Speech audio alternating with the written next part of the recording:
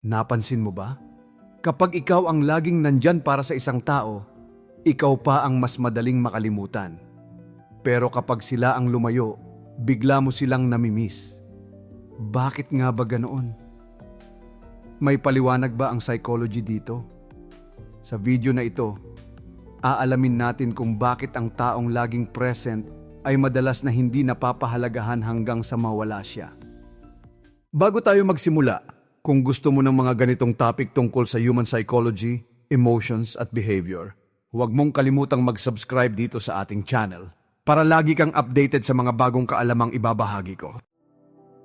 1. Bakit ang taong laging nandyan ang madalas balewalain? Sa unang tingin, parang hindi ito makatarungan. Ikaw na ang laging nakikinig kapag may problema sila. Ikaw ang unang tumutulong kapag kailangan ka nila. Ikaw ang laging present sa mahihirap nilang panahon. Pero kapag dumating ang oras na kailangan mo rin sila, parang hindi ka nila nakikita sa parehong paraan. Ayon sa psychology, may tinatawag na familiarity effect. Kapag palaging naroon ang isang bagay o tao, nasasanay ang isip natin sa kanyang presensya. Unti-unti, nagiging normal siya sa ating paningin. At kapag naging normal na ang isang bagay, mas kaunti na ang atensyong ibinibigay natin dito. Isipin mo ang hangin. Hindi natin ito napapansin sa araw-araw dahil palagi itong nandyan. Pero kapag nahirapan tayong huminga, saka lang natin nare-realize kung gaano ito kahalaga. Ganito rin ang nangyayari sa maraming relasyon. May isa pang psychological concept na tinatawag na perceived value. Kadalasan, mas pinahahalagahan ng tao ang mga bagay na hindi madaling makuha. Kapag alam nilang palagi kang available, hindi nila nararamdaman ang posibilidad na mawala ka. Dahil dito, bumababa ang urgency na pahalagahan ng presensya mo. Hindi ibig sabihin nito na wala kang halaga. Ang totoo, nasanay lang sila na nandyan ka palagi. At kapag ang isang tao ay sobrang sanay sa kabutihan mo, minsan nakakalimutan niyang pahalagahan ito.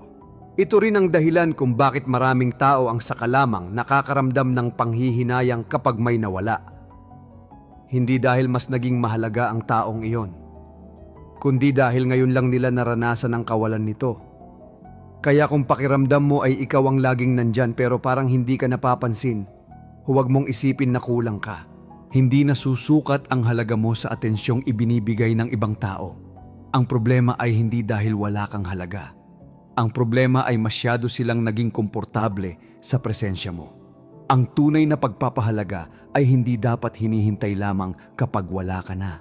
Ang mga taong tunay na pinahahalagahan ka ay makikita ang halaga mo habang nandyan ka pa. 2. Kapag lagi kang available, bakit ka nawawalan ng halaga sa paningin ng iba?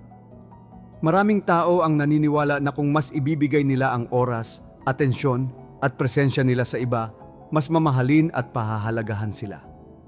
Pero sa totoong buhay, minsan kabaligtaran ang nangyayari. Habang mas nagiging available ka, mas tila nababawasan ang pagpapahalaga sa iyo ng ilang tao. Ayon sa psychology, may konseptong tinatawag na scarcity principle. Mas mataas ang halaga ng isang bagay kapag hindi ito laging madaling makuha. Ito ang dahilan kung bakit mas nagiging kaakit-akit ang mga bagay na limitado o bihira, ganoon din sa mga relasyon. Kapag alam ng isang tao na anumang oras ay nandyan ka, sasagot ka agad at handa kang unahin sila, unti-unti nilang itinuturing na normal ang mga ginagawa mo. Hindi na ito nagiging espesyal sa kanilang paningin dahil inaasahan na nila ito. Hindi ito nangangahulugan na masama ang pagiging mabait o maaasahan. Ang problema ay kapag nakalimutan mong magtakda ng hangganan. Kapag palagi mong inuuna ang pangangailangan ng iba kaysa sa sarili mo, maaaring masanay silang tanggapin ang mga sakripisyo mo nang hindi na ito pinapahalagahan. May isa pang paliwanag ang psychology. Mas pinahahalagahan ng tao ang mga bagay na may kaunting effort bago makuha.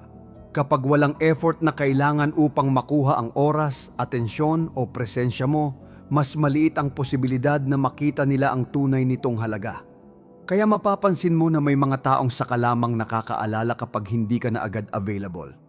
Kapag hindi ka na laging present, doon nila napapansin ang espasyong iniwan mo. Doon nila naiisip kung gaano kalaki ang ambag mo sa kanilang buhay. Hindi mo kailangang maging laging available para patunayan ang pagmamahal o halaga mo. Ang malusog na relasyon ay may balanse. May oras para sa iba at may oras para sa sarili. Dahil ang tunay na halaga ng isang tao ay hindi nasusukat sa kung gaano siya kadaling maabot. Nasusukat ito sa kung paano niya pinapahalagahan ang sarili niya habang pinapahalagahan din ang iba. Ang dahilan kung bakit nawawala ang halaga mo sa paningin ng iba ay hindi dahil kulang ka, kundi dahil masyado mong ipinakitang palagi kang nandyan kahit hindi na nila ito pinapansin. 3. Ang sikolohiya ng taong laging nandyan pero hindi pinipili. May mga tao sa buhay natin na palaging nandyan. Sila ang unang nakikinig kapag may problema tayo. Sila ang handang tumulong kahit hindi natin hilingin. Sila ang hindi agad sumusuko kahit ilang beses nang nasasaktan. Pero nakapagtataka, hindi sila ang kadalasang pinipili. Kung ikaw ay nakaranas na maging laging nandyan para sa isang tao ngunit hindi kailanman naging unang pagpipilian, alam mo kung gaano ito kasakit. Pakiramdam mo ay ibinigay mo na ang lahat pero tila kulang pa rin. Ayon sa psychology, may tinatawag na certainty bias. Kapag sigurado ang isang tao na hindi mo sila iiwan, mas kaunti ang effort na inilalagay nila upang mapanatili ka. Dahil alam nilang nandyan ka pa rin kahit anong mangyari, hindi nila nararamdaman ang pangangailangang piliin ka araw-araw. May isa pang konsepto na tinatawag na reward chasing. Ang isip ng tao ay natural na naaakit sa mga bagay na mahirap makuha. Kapag may taong hindi tiyak, hindi laging available, o mahirap basahin, mas maraming emosyon at atensyon ang inilalaan sa kanya. Samantalang ang taong laging nandyan ay nagiging bahagi na lamang ng normal na kapaligiran. Hindi ito nangangahulugang mas mababa ang halaga mo. Sa katunayan, kadalasan ang mga taong laging nandyan ang may pinakamalalim na pagmamalasakit. Ang problema ay hindi nakikita ng iba ang halaga ng isang bagay na palagi nilang natatanggap. Ang pagiging sobrang available ay nagiging dahilan upang isipin ng iba na hindi ka mawawala. At kapag hindi nila nararamdaman ang posibilidad na mawala ka, hindi nila naiisip kung gaano ka kahalaga. Ito ang dahilan kung bakit may mga taong saka lamang nagsisisi kapag huli na ang lahat. Kapag wala ka na, doon nila napapansin ang mga bagay na dati nilang binabaliwala. Doon nila nauunawaan ang kahalagahan ng taong tahimik lang nananatili sa kanilang tabi. Kaya kung ikaw ang taong laging nandyan pero hindi pinipili, huwag mong gawing sukatan ng halaga mo ang desisyon ng ibang tao. Hindi nababawasan ang iyong kahalagahan dahil lamang hindi ka nila pinili. Ang tamang tao ay hindi lamang makakakita ng presensya mo. Pipiliin ka rin niya habang nandyan ka pa, hindi kapag nawala ka na. 4. Bakit mas namimiss nila ang umalis kaysa sa nanatili? Napansin mo ba na may mga taong hindi gaanong pinahahalagahan habang nandyan pa, pero kapag umalis na, saka sila hinahanap? Samantala, ang taong nanatili at patuloy na nagmamalasakit ay tila hindi gaanong napapansin. Bakit nga ba mas namimiss ng ilan ang umalis kaysa sa nanatili? Ayon sa psychology, may tinatawag na loss aversion. Mas malakas ang emosyon ng tao kapag may nawala kaysa kapag may bagay na patuloy nilang nasa tabi. Sa madaling salita, mas ramdam natin ang pagkawala kaysa sa presensya. Kapag may taong palaging nandyan, nagiging bahagi siya ng ating normal na buhay. Nagiging pamilyar ang kanyang presensya hanggang sa hindi na natin ito gaanong mapansin. Pero kapag bigla siyang nawala, nagkakaroon ng puwang na hindi madaling mapunan. Doon natin nararamdaman ang kanyang halaga. May isa pang konsepto na tinatawag na unfinished emotional attachment. Kapag may taong umalis nang hindi natapos ang isang relasyon, pagkakaibigan o emosyonal na koneksyon, madalas na naiisip pa rin sila ng isip natin. Ang mga bagay na hindi nabigyan ng malinaw na wakas ay mas matagal manatili sa ating alaala. Samantala, ang taong nanatili ay madalas na nagbibigay ng kapanatagan. Dahil lagi silang nandyan, hindi natin nararamdaman ang takot na mawala sila. At dahil dito, hindi natin na ipapakita ang sapat na pagpapahalaga sa kanila. Hindi ito nangangahulugan na mas mahalaga ang mga taong umalis. Sa maraming pagkakataon, mas tumatatak lamang sila dahil sa emosyon na iniwan nila. Ang pagkawala ay lumilikha ng tanong, panghihinayang at mga bagay na hindi nasabi o nagawa. Kaya kung minsan ay pakiramdam mo na mas pinapahalagahan nila ang mga taong iniwan sila kaysa sa iyo na nanatili, huwag agad isipin na mas mababa ang halaga mo. Ang isip ng tao ay may natural na tendensyang mas pagtuunan ng pansin ang mga bagay na nawala kaysa sa mga bagay na mayroon pa. Ngunit ang totoo, hindi lahat ng mahalaga ay umaalis. Ang pinakamahalagang tao sa buhay natin ay iyong tahimik na nananatili sa tabi natin kahit wala silang hinihinging kapalit. At kadalasan, sila rin ang mga taong huli nang napapahalagahan kapag wala na. 5. Kapag ikaw ang palaging sumasalo, bakit ikaw ang unang nakakalimutan? May mga taong laging nandyan kapag may problema. Sila ang takbuhan kapag may pinagdadaanan. Sila ang unang tinatawagan kapag kailangan ng tulong. Ngunit nakapagtataka, kapag maayos na ang lahat, sila rin ang madalas na nakakalimutan. Kung ikaw ang taong palaging sumasalo sa iba, maaaring naranasan mo na ito. Noong kailangan ka nila, ramdam mo ang halaga mo. Pero nang makabangon na sila, tila bigla kang nawala sa kanilang isip. Ayon sa psychology, may tinatawag na support dependency effect.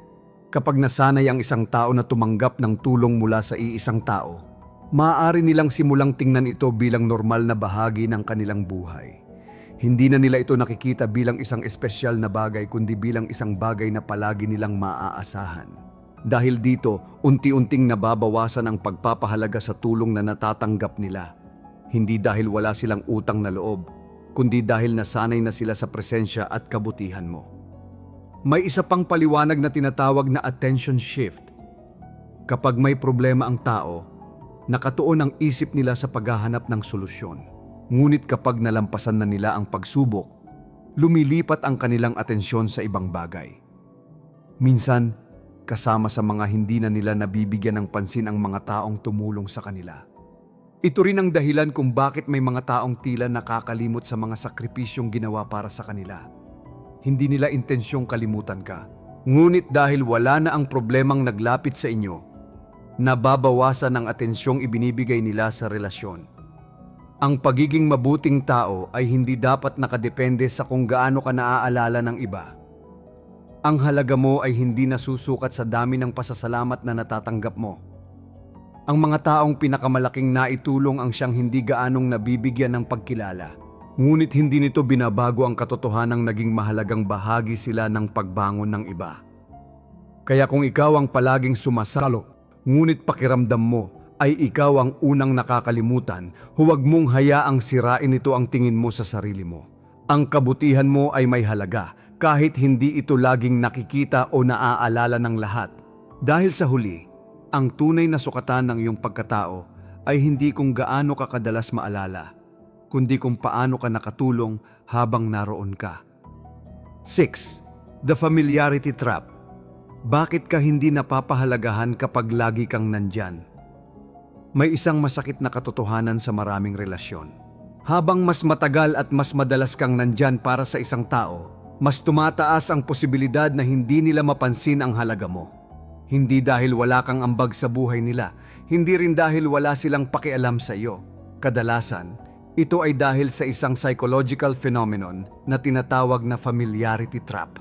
Ayon sa psychology, ang mga bagay na palagi nating nakikita at nararanasan ay nagiging bahagi ng ating normal na mundo. Kapag may isang tao na laging available, laging sumusuporta at laging naroroon, nasasanay tayo sa kanyang presensya. At kapag nasanay tayo sa isang bagay, mas kaunti ang atensyong ibinibigay natin dito. Parang isang orasan sa loob ng bahay. Noong una, napapansin mo ang bawat tiktak nito. Ngunit habang tumatagal, hindi mo na ito naririnig kahit patuloy itong gumagana. Hindi dahil wala na ito, kundi dahil naging pamilyar na ito sa iyo. Ganito rin ang nangyayari sa ilang tao. Habang patuloy silang nandyan para sa atin, unti-unti nating itinuturing na normal ang kanilang pagmamalasakit. Ang mga bagay na dati nating pinahahalagahan ay nagiging bahagi na lamang ng pang-araw-araw na buhay. May kaugnayan din ito sa tinatawag na hedonic adaptation. Ito ang natural na ugali ng isip na masanay sa mga bagay na palagi nating natatanggap. Kahit gaano pa ito kahalaga, bumababa ang emosyonal na epekto nito kapag palagi na natin itong nararanasan. Ang taong laging nandyan ay hindi nabibigyan ng sapat na pagpapahalaga. Samantalang ang mga taong bihirang magpakita ng atensyon ay nagiging mas kapansin-pansin. Ang pagiging pamilyar ay hindi nangangahulugang wala ng halaga. Ang problema ay nasa paraan ng pagtingin ng tao, hindi sa halaga ng taong nandyan. Kung pakiramdam mo ay hindi ka napapahalagahan kahit ibinibigay mo ang oras, effort at suporta mo, huwag mong isipin na kulang ka. Maaaring nasanay lamang sila sa kabutihang palagi nilang natatanggap mula sa iyo. At kadalasan, kapag nawala ang taong laging nandyan, saka lamang nauunawaan ng iba kung gaano kalaki ang espasyong iniwan niya. Dahil ang ilang bagay ay hindi nawawalan ng halaga. Nagiging hindi lamang ito napapansin hanggat naroon pa. 7. Bakit ang mabubuting tao ang madalas i-take for granted? Maraming mabubuting tao ang may iisang tanong. Bakit habang mas mabuti ang pakikitungo nila sa iba, mas tila hindi sila napapahalagahan? Bakit ang mga taong laging handang umunawa, tumulong at magbigay ay sila pa ang kadalasang nababaliwala? Sa unang tingin, parang hindi ito patas. Ngunit ayon sa psychology, may ilang dahilan kung bakit ito nangyayari. Isa sa mga ito ay ang tendency ng tao na masanay sa kabutihan. Kapag ang isang tao ay palaging mabait, mapagbigay, at maunawain, unti-unting nagiging normal ito sa paningin ng iba. Ang dating pinasasalamatan ay nagiging inaasahan na lamang. Kapag naging expectation ang isang bagay, nababawasan ang pagpapahalaga rito. Hindi dahil wala itong halaga, kundi dahil nakasanayan na ito ng mga tao sa paligid. May isa pang psychological concept na tinatawag na reciprocity imbalance. Sa isang malusog na relasyon, may balanse sa pagbibigay at pagtanggap. Ngunit kapag iisang tao lamang ang laging nagbibigay ng oras, effort at pag-unawa, maaaring masanay ang iba na tumanggap ng hindi namamalayan na hindi na sila nagbibigay ng kaparehong halaga pabalik. Ang mabubuting tao ay nahihirapang magtakda ng hangganan. Dahil ayaw nilang makasakit o makadismaya ng iba, patuloy silang nagbibigay kahit sila mismo ay napapagod na. Sa paglipas ng panahon, nagiging normal para sa ibang tao ang kanilang mga sakripisyo. Ngunit mahalagang maunawaan na ang kabutihan ay hindi kahinaan. Ang problema ay hindi ang pagiging mabait. Ang problema ay kapag nakalimutan mong pahalagahan ang sarili mo habang inuuna mo ang lahat ng tao sa paligid mo. Ang mga taong tunay na nagpapahalaga sa iyo ay hindi lamang tatanggap ng kabutihan mo. Makikita rin nila ang effort, oras, at pagmamalasakit na ibinibigay mo. Kaya kung minsan ay pakiramdam mo na tinitake for granted ka ng iba, huwag mong isipin na wala kang halaga. Sa katunayan, kadalasan ang mga taong may pinakamabuting puso ang siyang hindi agad napapansin dahil tahimik lamang silang nagbibigay. Hindi mo kailangang ubusin ang sarili mo para mapatunayan ang halaga mo. Ang tunay na kabutihan ay may kasamang respeto sa sarili. Dahil ang mga taong marunong magbigay ay mahalaga, ngunit mas mahalaga ang mga taong marunong ding pahalagahan ang kanilang sariling halaga. 8. Kapag sanay na sila sa presensya mo, ito ang nangyayari sa kanilang isipan. May mga tao na hindi mo kailangang tawagin dahil alam mong nandyan sila. Hindi mo kailangang hanapin dahil palagi silang nasa tabi mo. Sila ang mga taong tahimik na sumusuporta, nakikinig at nananatili kahit sa mahihirap na panahon. Ngunit napansin mo ba na habang mas tumatagal ang kanilang presensya, mas tila nababawasan ang pagpapahalaga ng ibang tao sa kanila? Ayon sa psychology, natural sa isip ng tao ang masanay sa mga bagay na palagi nitong nakikita at nararanasan. Ang prosesong ito ay tinatawag na habituation. Kapag paulit-ulit nating nararanasan ang isang bagay, unti-unti itong nagiging bahagi ng ating normal na kapaligiran. Noong una, maaaring sobrang na-appreciate nila ang oras, atensyon at suporta mo. Ngunit habang palagi mo itong ibinibigay, nagsisimula itong maging ordinaryo sa kanilang paningin. Ang dating espesyal ay nagiging pangkaraniwan. Hindi ito nangangahulugang wala ka ng halaga. Ang totoo, hindi nagbago ang halaga mo. Ang nagbago ay ang paraan ng pagproseso ng kanilang isip sa presensya mo. May isa pang psychological concept na tinatawag na adaptation effect. Kapag may isang bagay na palagi nating natatanggap, humihina ang emosyonal na reaksyon natin dito. Kaya kahit gaano pa kahalaga ang isang tao, maaaring hindi na natin maramdaman ang parehong antas ng pasasalamat na naramdaman natin noong una. Ito rin ang dahilan kung bakit may mga taong saka lamang nakakaramdam ng pangungulila kapag may nawala. Habang nandyan pa ang isang tao, hindi nila gaanong napapansin ang kanyang halaga. Ngunit kapag nawala ito, biglang nagiging malinaw ang lahat ng mga bagay na dati nilang tinatanggap lamang bilang normal. Sa maraming pagkakataon, hindi sinasadyang baliwalain ng mga tao ang presensya ng isang taong palaging nandyan. Hindi dahil wala silang pakialam, kundi dahil nasanay na ang kanilang isip na nandyan ka anuman ang mangyari. Kaya kung minsan ay pakiramdam mo na hindi ka na-appreciate ng mga taong mahalaga sa iyo, huwag agad isipin na wala kang halaga. Maaaring naging bahagi ka lamang ng bagay na akala nila ay hindi mawawala.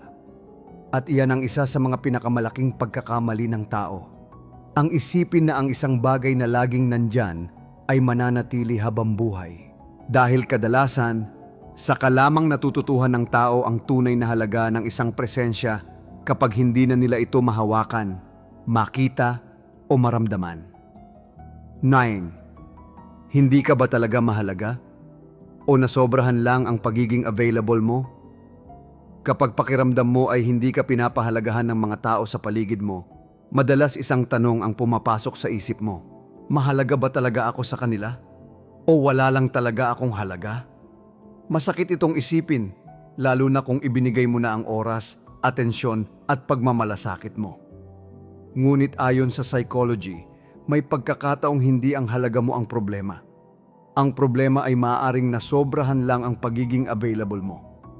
Natural sa tao na pahalagahan ang mga bagay na may limitasyon. Kapag may isang bagay na alam nating hindi laging nariyan, mas nagiging maingat tayo sa pagtrato rito. Ngunit kapag sigurado tayong palagi itong available, unti-unti natin itong tinatanggap bilang normal. Ganito rin ang nangyayari sa ilang relasyon. Kapag palagi kang nandyan, palagi kang handang tumulong at palagi mong inuuna ang ibang tao, maaaring masanay sila sa presensya mo. Ang mga bagay na ginagawa mo ay hindi na nila nakikita bilang espesyal dahil inaasahan na nila ito. May konsepto sa psychology na tinatawag na over-availability effect.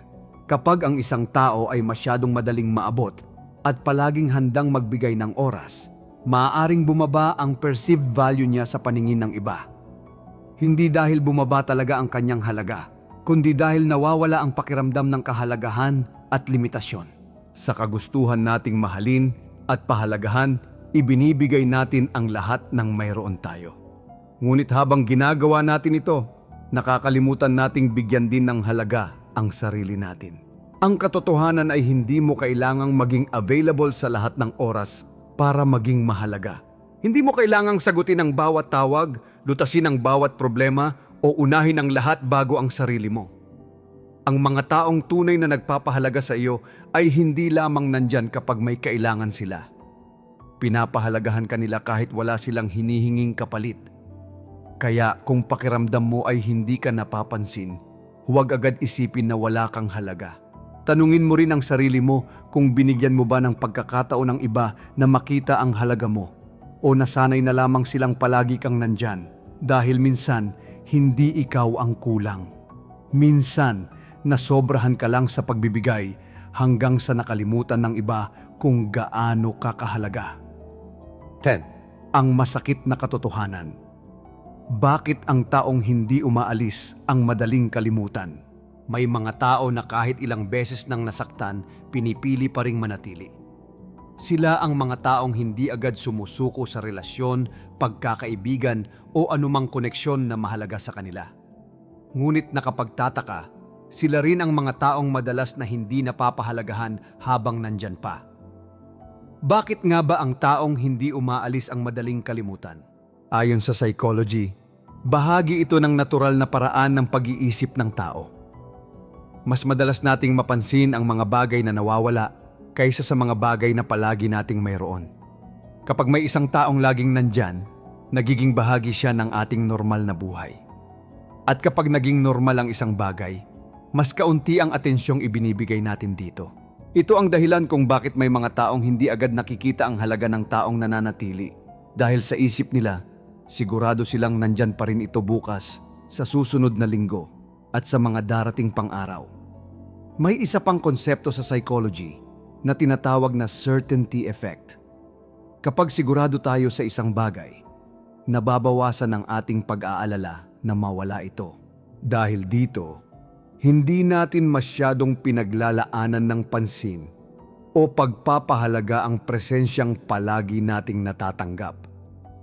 Samantala, ang mga taong umaalis ay mas madaling maalala dahil nag-iiwan sila ng kawalan.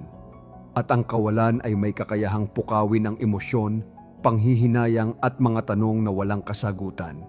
Ngunit ang masakit na katotohanan ay hindi lahat ng nananatili ay mananatili habang buhay. Kahit ang pinakamatiyagang tao ay napapagod din.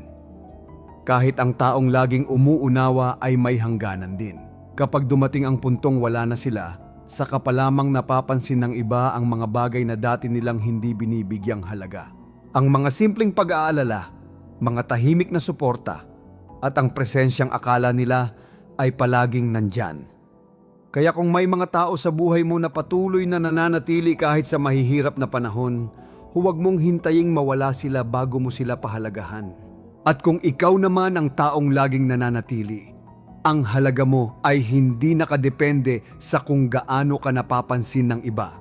Ang tunay mong halaga ay hindi nababawasan kahit pa may mga taong hindi ito makita. Dahil sa huli, ang mga taong hindi umaalis ang kadalasang may pinakamalaking ambag sa buhay natin. Ang problema lamang, madalas natin itong napagtatanto kapag huli na ang lahat. Minsan, hindi natin namamalayan na ang mga taong pinakamahalaga sa buhay natin ay sila ring mga taong palagi nating nakikita. Dahil lagi silang nandyan, akala natin ay hindi sila mawawala. Ngunit ipinapakita ng psychology na ang mga bagay na palagi nating mayroon ay madalas nating hindi napapahalagahan hanggang sa mawala ang mga ito. Kaya pagkatapos mong mapanood ang video na ito, tanungin mo ang sarili mo. Mayroon bang tao sa buhay mo na palaging nandyan para sa iyo, pero hindi mo nabibigyan ng sapat na pagpapahalaga? O baka naman ikaw ang taong laging nananatili, ngunit nakakalimutang pahalagahan ang sarili mong halaga? Tandaan mo, ang tunay na halaga ng isang tao ay hindi nasusukat sa kung gaano siya kaingay o kapansin-pansin. Kadalasan, ang mga taong tahimik na nananatili ang siyang may pinakamalalim na epekto sa ating buhay. Kung gusto mo pang matutunan ang mga ganitong psychology insights tungkol sa human behavior at personal development, mag-subscribe ka na at i-turn on ang notification bell para lagi kang updated sa mga bagong episode dito sa ating channel.